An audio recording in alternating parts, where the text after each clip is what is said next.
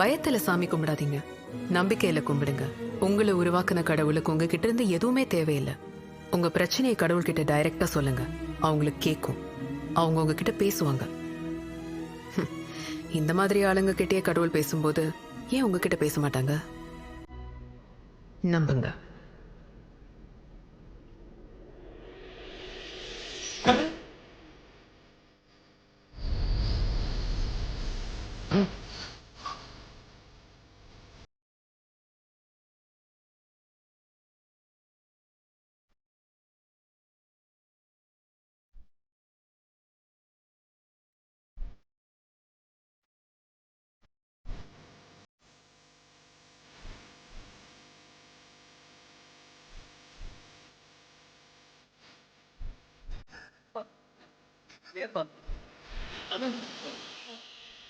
கடவுளை வெளியே எங்கேயும் தேடாதீங்க, அவர் உங்களுக்குள்ளதான் இருக்காரு.